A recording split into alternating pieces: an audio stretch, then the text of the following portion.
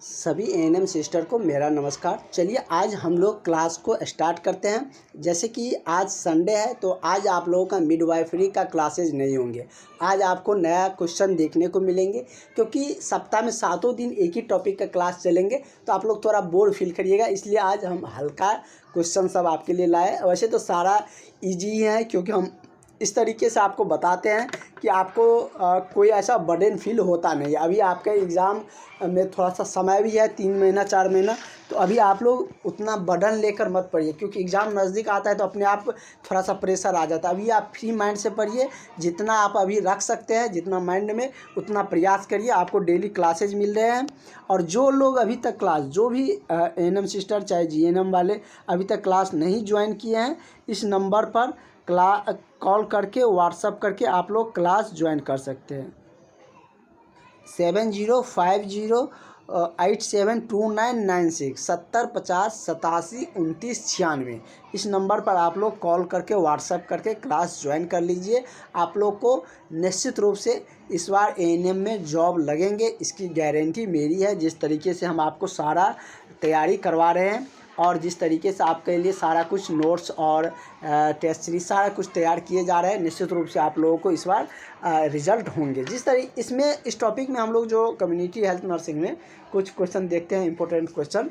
इसमें GK type question कुछ रहते हैं, जैसे कि कह रहे हैं कि अल्मा आटा सम्मेलन कब हुआ। उसके बाद आपको डिलीवरी से रिगार्डिंग भी मिल जाएगा, कुछ मिक्सिंग क्वेश्चन भी है। ग्री भेद सब क्या होते हैं ये सब हम आपको समझाएंगे।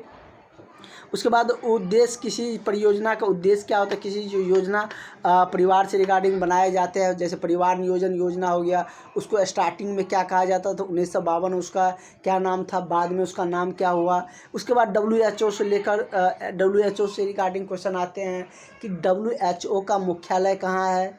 तो जैसे कि इसके बारे में हम लोग एक बार डिटेल्स में आपको बताए भी थे कि WHO का मुख्यालय कहाँ है, जेनेवा में है। कहाँ पर है, जेनेवा में इसका मुख्यालय है। और WHO वे संस्थान है, इसका फुल फॉर्म आप लोग जान सकते हैं, जो मतलब कि वर्ल्ड, W से क्या हो जाता है, इसको हटा देते हैं, इसका फुल फॉर्म हम आपको यहाँ पर लिख देते हैं क्या होता है। तो वर्ल्ड हेल्थ ऑर्गेनाइजेशन होता है, वर्ल्ड हेल्थ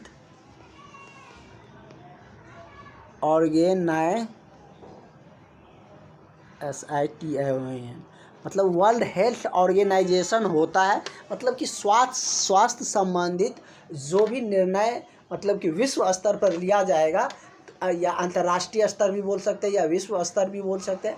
आप लोग अंतर्राष्ट्रीय, राष्ट्रीय और विश्व स्तर पर समझ में आता है कि कन्फ्यूजन रहता है। चलिए हम उसको भी बता देते हैं आपको। राष्ट्रीय बोले या राज्य बोले तो मतलब कि राज्य स्तर बोले या राष्ट्रीय स्तर बोले तो आप समझिए कि अपने देश के अंदर की बातें हैं, अपने देश लेवल पर है। कहेगा कि जैसे कि अपने देश में मतलब कि बहुत सारे बीमारी, जैसे कि चिकन पॉक्स है, वो समाप्त हो चुका है, तो ये सब मतलब कि लगभग नेग्लिजिबल हो चुका है। तो कहेगा राष्ट्रीय, हमारे मतलब राष्ट्रीय स्तर पर ये समाप्त हो चुका है। अंतर्राष्ट्रीय स्तर पर कहेगा कि ये बीमारियाँ समाप्त हो गया। अंतर्राष्ट्रीय मतलब कुछ, मतलब कि उसमें क्या होते हैं कि कंट्री आते हैं, पूरा वर्ल्ड के नहीं आते हैं, पूरा वर्ल्ड उसमें काउंट नहीं किया जाता है। जैसे क्या मतलब कि कोई टूर्नामेंट ही आप लोग जानते होंगे, क्रिकेट सब तो बहुत लोग जानते होंगे, या और भी जो जैसे कि कोई खेल होता है, कहते हैं अंतर्राष्ट्रीय है। मतलब अंतर्राष्ट्रीय मतलब कि जो कुछ कंट्री है वर्ल्ड का वो खेल रहा है, मतलब कुछ कंट्री शामिल होते हैं तो वो अंतर्राष्ट्रीय हो जाता है। पूरा वर्ल्ड की बात कर लेते हैं तो विश्व स्तर हो जाता है। लेकिन WHO वही संस्थान है जो वर्ल्ड लेवल पर निर्णय लेते हैं। कोरोना के रिगार्ड, कोरोना जो समय था, जो पीरियड था, उस समय में जो भी निर्णय, जो भी आप लोगों के लिए गाइडलाइंस जारी किया जाता था, गाइडलाइंस आते थे ना कि इस रूल को फॉलो करिए, मतलब इतना डिस्टेंस बना कर रखिए, हमेशा मास्क लगा कर रखिए। तो ये सब प्रोसीजर WHO की तरफ से ही ये सब गाइडलाइंस जारी किए जाते थे, क्योंकि उसी का काम है कि किसी भी कंट्री में यदि हेल्थ संबंधित कोई भी दिक्कतें आए तो उसका मतलब कि निर्णय लेना, या कोई चीज़ों को मतलब कि जैसे कि कोरोना आया था तो उसको मतलब कि वैश्विक स्तर का जो एपिडेमिक्स, जो महामारी होता है, उसको घोषित करना, तो ये सब WHO का ही कार्य होता है। इतना WHO के बारे में हम लोग समझ लिए। इसका मतलब कि कहाँ पर है जो इसका मुख्यालय, जहाँ से मतलब ऑर्गेनाइज होते हैं उसको मुख्यालय कहते हैं। सारे कुछ हम आपको डिटेल्स में बताते चलेंगे कि कहीं से कुछ भी रिलेटेड क्वेश्चन आएंगे तो आप छोड़ के बिल्कुल भी एग्ज़ाम में नहीं आइएगा। भले आज क्वेश्चन कम होंगे लेकिन जो भी क्वेश्चन आएंगे उसको पूरा एक एक पार्ट अलग अलग करके हम समझा के आगे बढ़ेंगे।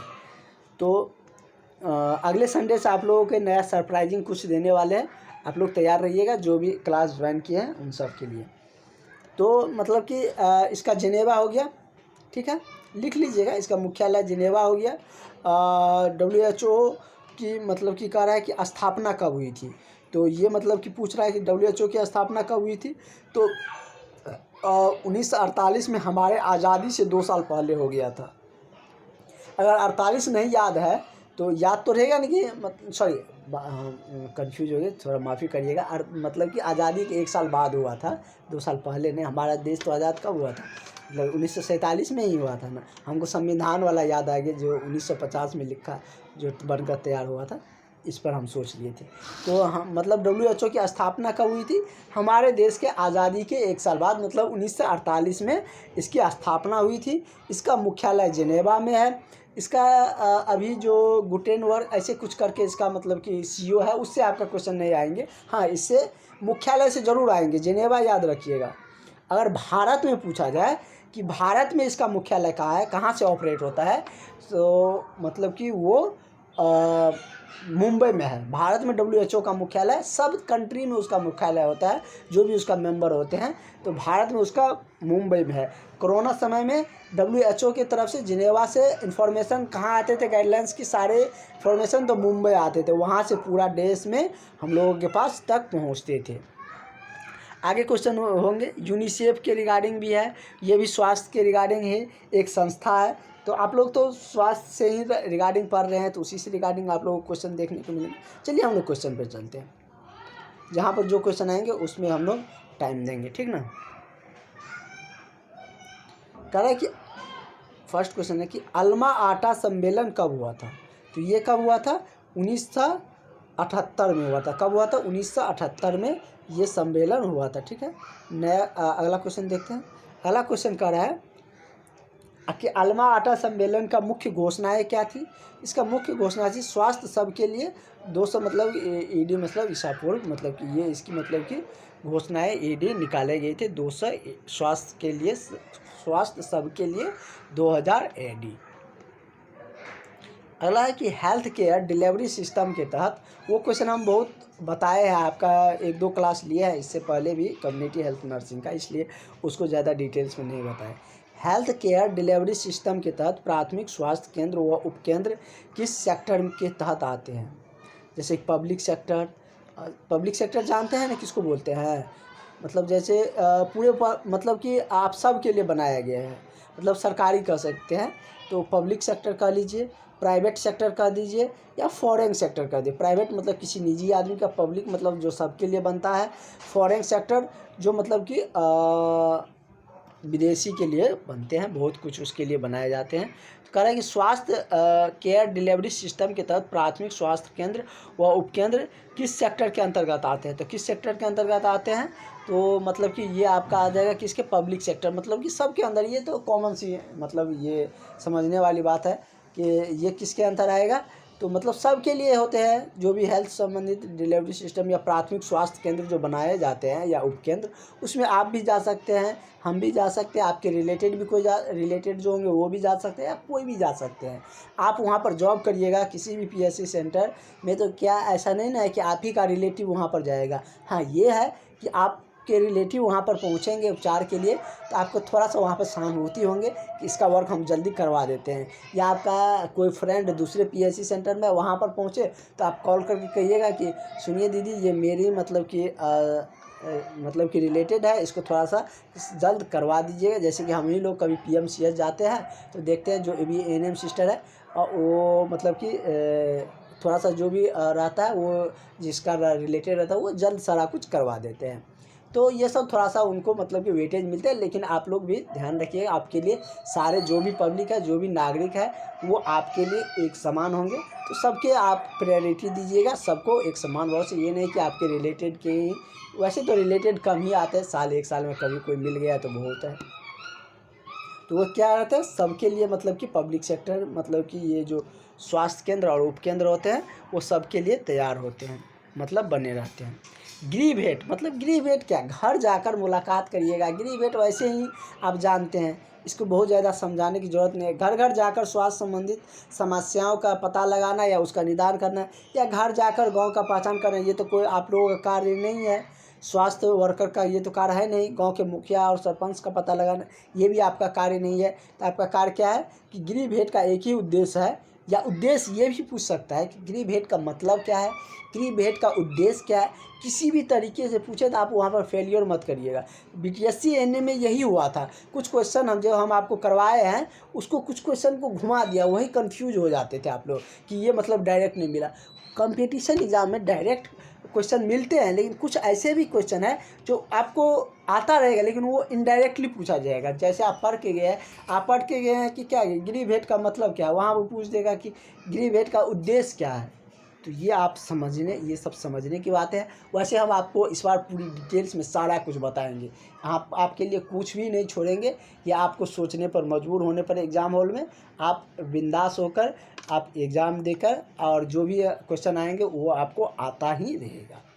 गृह भेंट का मतलब क्या है, घर घर जाकर स्वास्थ्य समस्याओं का पता लगाकर एवं उसका निदान करना। तो इसका करेक्ट आंसर ये हो जाएगा। समुदाय कार्यों के लिए नेता का चयन कैसे करेंगे, लोगों द्वारा सामाजिक कार्यों का जानकारी का पता लगाकर, या गांव के दबंग व्यक्ति को पता लगाकर, या गांव के अमीर व्यक्ति को पता लगाकर। तो कैसे, तो सामाजिक जो कार्य कर रहे होंगे उसी को आप सामुदायिक नेता या समाज के नेता मानेंगे। तो यही हो जाएगा, इसमें ज़्यादा कुछ है ही नहीं। हालांकि सामुदायिक क्षेत्र में काम के लिए बेहतर संपर्क कौन होता है, जनसंपर्क, समूह संपर्क, व्यक्तिगत संपर्क, या इनमें से कोई नहीं। तो सामुदायिक क्षेत्र के लिए बेहतर संपर्क क्या, जनसंपर्क ही माना जाएगा। जनसंपर्क मतलब कि व्यक्ति के पास जाकर, जनसंपर्क मतलब एक एक व्यक्ति से आप जाकर उससे मुलाकात करके उसको मतलब संपर्क करके बताइएगा। इससे अच्छा है कि सामूहिक संपर्क कर लीजिए। मतलब जैसे कि आम सभा होता है, उसको बुलाकर या उसके वहाँ पर सारा कुछ बता दिया जाए, या सामूहिक रूप से सारा कुछ बता दिया जाए, तो वो मतलब कि बेहतर होंगे संपर्क के लिए, कोई चीज़ बताने के लिए। जैसे कोई चीज़ बताया जाता है जो सब तक पहुँचे, तो जैसे मुखिया सब ही है, कोई चीज़ बताते हैं तो क्या करते हैं, ऐसा तो है नहीं कि पंचायत के सब व्यक्ति के पास जाकर बताएगा। वो एक आम सभा बुलाते हैं या ग्राम सभा कहिए, वहाँ पे सबको बुलाकर मतलब उस सामूहिक स्तर पर सामूहिक संपर्क मतलब करते हैं, सबको बुलाकर उसमें कह देते हैं। ये ऐसी जैसी बात है, क्योंकि 50 लोग जान गए तो उससे 50 जानेंगे, उससे 50 जानेंगे, इस तरीके से पूरा सब जान जाएंगे। और सरकार को आप तक कोई बात पहुंचाना रहता है तो कैसे करता है, विज्ञापन निकालता है, एडवर्टाइजमेंट देते हैं, रेडियो के माध्यम से, पत्रिका के माध्यम से, पेपर के माध्यम से, या आप लोग आजकल यूट्यूब पे भी आप लोग देखते हैं कि एडवर्टाइजमेंट आ जाता है। तो वो सब भी इन सब जरियों से मतलब कि कोई चीज़ बताया जाता है। अभी के सिनेरियो में सोशल मीडिया है तो उससे ज़रिए भी हो जाता है बहुत कुछ। कह रहे कि बहुउद्देशीय कार्य योजना का आधार क्या था। बहुउद्देशीय मतलब कि बहुत सारे उद्देश्य को लेकर कोई कार्य या कोई योजना बनाया जाता है, तो उसको बहुउद्देशीय कहते हैं। तो मतलब कि किस आधार पर या क्या आधार था, तो वो मतलब करतार सिंह कमेटी के आधार पर बहुउद्देशीय योजना वर्क करते थे, उस आधार पर बनाया गया था। हालांकि राष्ट्रीय परिवार नियोजन कार्यक्रम कब शुरू हुआ था, तो राष्ट्रीय परिवार नियोजन कार्यक्रम 1952 में शुरू हुआ था। उसके बाद 1987 के अप्रॉक्स आते थे उसका नाम बदल दिया गया है, वो सब बताएंगे वहाँ पर आगे, आप लोगों को क्वेश्चन मिलेंगे। अगला है कि WHO की स्थापना कब हुई, तो हम बता चुके थे, हमारे देश की आज़ादी से 1 साल बाद हुआ, 1948 में उसकी स्थापना हुई। इसका मुख्यालय जिनेवा में है और भारत में इसका मुख्यालय मुंबई में है। यूनिसेफ का मुख्यालय पूछे तो वो कहाँ है, तो वो न्यूयॉर्क में है। कहाँ पर है, यूनिसेफ का न्यूयॉर्क कहाँ है, अमेरिका में है, ठीक ना। तो इसका यूनिसेफ भी आप लोगों के स्वास्थ्य संबंधित ही एक संस्था है। यूनिसेफ मतलब कि सभी देश में भ्रमण करता है, डिजीज़ बहुत सारे डिजीज़ों का पता लगाता है, बहुत सारे निदान का भी सारा कुछ प्रक्रिया अपनाते हैं। तो ये मतलब कि एक संस्था है जो कि जिसकी मुख्यालय आप लोग न्यूयॉर्क में है। कह रहा है कि PHC सेंटर जहाँ पर आप लोग जॉब करिएगा, कह रहा है पब्लिक हेल्थ सेक्टर जो होते हैं, इसका फुल फॉर्म क्या होता है? पब्लिक हेल्थ सेक्टर, जो सबके लिए बनाया जाता है। जैसे कि वहाँ पर देखे थे कि प्राथमिक स्वास्थ्य केंद्र या मतलब कि सॉरी पब्लिक ने प्राइमरी हेल्थ सेक्टर होता है, प्राथमिक स्वास्थ्य केंद्र। तो इसकी स्थापना कितनी आबादी पर होता है, कितना आबादी पर एक PHC सेंटर बनाए जाते हैं? तो ये 20 से 30 हज़ार के आबादी पर एक PHC सेंटर का निर्माण किया जाता है। जहाँ पर आबादी 20 से 30 हज़ार हो जाता है वहाँ पर एक PHC सेंटर बनते हैं। और एक आंगनवाड़ी कार्यकर्ता और आशा कितनी आबादी पर होते हैं? तो ये लगभग 1000 पर बनाया जाता है। 1000 आबादी पर एक आशा कर्मी को नियुक्त किया जाता है, जो आपको डिलीवरी और भी बहुत सारे कुछ के बारे में वो सूचित करते हैं PHC सेंटर तक। हालांकि राष्ट्रीय ग्रामीण स्वास्थ्य मिशन कब शुरू किया गया था? तो ये आप लोगों को शुरू किया गया था 5 अप्रैल 2005 को। कब शुरू किया गया था? तो 5 अप्रैल 2005 को राष्ट्रीय ग्रामीण स्वास्थ्य मिशन शुरू किया गया था। हालांकि जननी सुरक्षा योजना कब शुरू किया गया था? कहे थे कि इस टॉपिक से आप लोगों को थोड़ा बहुत GK टाइप क्वेश्चन मिलेंगे, तो इसमें मतलब कि आप लोगों को घबराने की बिल्कुल भी ज़रूरत नहीं। इसी से टॉपिक से आप लोगों को GK रिगार्डिंग क्वेश्चन है, बाद बाकी सब आप लोगों को नॉर्मली क्वेश्चन आप जो पढ़ते हैं वही सब रहते हैं। इस टॉपिक में इसी जो योजना होता है ये भी आपको जानना तो ज़रूरी ही है। जो भी सिलेबस आपके लिए तैयार किया गया वो आपके लिए ही है, तो आपको तो पढ़ना पड़ेगा ही। और इस टॉपिक से बहुत ईजी क्वेश्चन आते हैं, तो इस टॉपिक को आप मिस तो बिल्कुल भी नहीं कर सकते हैं। सारा क्वेश्चन आपको आते रहना चाहिए। तो इसलिए जननी सुरक्षा योजना कब शुरू किया गया? तो ये 12 अप्रैल 2005 को किया गया था। कब किया था? 12 अप्रैल 2005 को।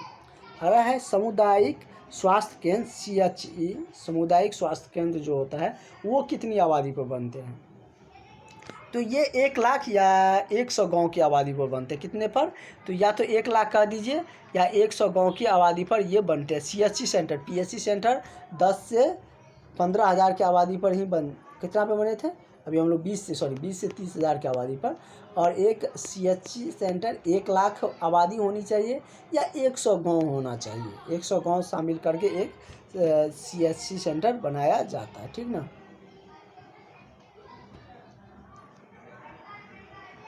आप लोग अनुमंडल सब में देखते होंगे कि ये रहता है। MCH सेंटर कहाँ होता है? मतलब MCH सेवाएं शुरू की गई है। यह मृत एवं शिशु मृत्यु दर को कम करने के लिए मातृ एवं शिशु मृत्यु दर, मातृ मतलब जो गर्भवती माँ होते हैं, जैसे हम कल के क्लास में जो देख रहे थे मैटरनल डेट जो देखे थे, तो वह इसी को मातृ जो डेट होता है उसी को मैटरनल डेट कहते हैं। इसके बारे में कल के क्लास में हम लोग डिटेल्स में जाने थे। सब एक दूसरे से रिलेटेड है। आपको सारा क्वेश्चन रिपीटेड, सारा जब सिलेबस पढ़ेंगे तो सारा क्वेश्चन एक दूसरे से रिलेटेड मिलेंगे आपको।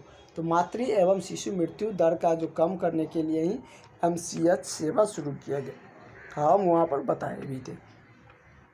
MTP एक्ट कब लागू किया गया था? तो ये एक्ट आपको लागू किया गया था कब? तो 1971 में। कब लागू किया गया था?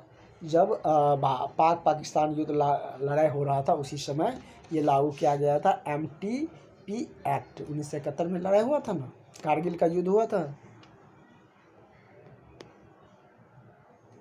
हालांकि रेफरल प्रणाली में रोगी को रेफर किया जाता है अच्छे संचार सुविधा के ख्याल से, अच्छे और बेहतर इलाज के लिए। तो ऑब्वियसली अच्छे और बेहतर इलाज से ही किए जाएंगे, संचार के लिए तो किया नहीं जाएगा। तो करेक्ट आंसर आपका ऑप्शन नंबर बी हो जाएगा। अगला है कि स्वास्थ्य दल का मार्गदर्शक PHC के स्तर पर कौन करता है? PHC के स्तर पर उस स्वास्थ्य जो दल होता है उसको मतलब कि देख रेख कौन करता है? तो एक प्रभारी स्वास्थ्य चिकित्सा नियुक्त किया हुआ रहता है, तो जो कि आप लोगों को ब्लॉक में देखने को मिलेंगे। तो वही इन सब का चेकिंग करते हैं, मतलब कहते हैं कि चेकिंग करने के लिए साहब आए थे या ऑफिसर आए थे। तो इन्हीं का भार रहता है कि पीएचसी सेंटर में जाकर चिकित्सा के क्या कुछ सेवाएं हैं, क्या कुछ सुविधाएं दिए जा रहे हैं, उसकी चेक करना। तो प्रभारी चिकित्सा पदाधिकारी होते हैं। 20 क्वेश्चन देख के हम लोग आज स्टॉप करते हैं। संडे है, ज़्यादा बर्डन आपको नहीं देंगे, पहले ही बोल चुके हैं। कल है महिला स्वास्थ्य कार्यकर्ता का 2 नैतिक आचरण क्या है। गांव में बड़े लोगों को ठीक से देखना, तो ये तो होना नहीं चाहिए। सबको एक समान भाव से देखना चाहिए। समान भाव विचार से बिना भेदभाव को देखना, ये सही है। अपने निकटतम व्यक्ति को देखना, ये भी गलत है। हम आपको ये तो जिक्र पहले ही कर दिए थे कि आपके पास कोई भी आएंगे, आपके पास मरीज़, तो उसको समान भाव से देखिएगा। ये नहीं कि ये मेरे चचेरा फुफेरा ममेरा का रिलेटिव है तो इसको देखेंगे, ऐसा नहीं है। एक स्वास्थ्य महिला कार्यक्रम का जो नैतिक आचरण होना चाहिए, समान भाव विचार से आप लोगों में भी वो मतलब ऑनेस्टी होनी चाहिए। आप लोग भी जॉब करिएगा, जाइएगा ही कुछ दिन बाद आप लोग जॉब पे, तो ये सब आप लोग ध्यान में ज़रूर रखिएगा कि नहीं हमको सर बताए थे। और आप लोग का सिलेबस में भी है इसकी चर्चा। ठीक है, तो आज हम लोग इतना पे स्टॉप करते हैं। कल के क्लासेस से हम लोग मिडवाइफरी का 2-3 और लेक्चर देखेंगे। उसके बाद हम लोगों का नया टॉपिक फिर स्टार्ट हो जाएंगे। और ये आप लोग को डिपेंड, और जो आप लोग अभी तक क्लास नहीं ज्वाइन किए हैं वो सारे कैंडिडेट ज़रूर क्लास ज्वाइन कर लीजिएगा। यहाँ से आपको निश्चित ही सफलता मिलेंगे। तो चलिए मिलते हैं नेक्स्ट क्लास में। Thank you.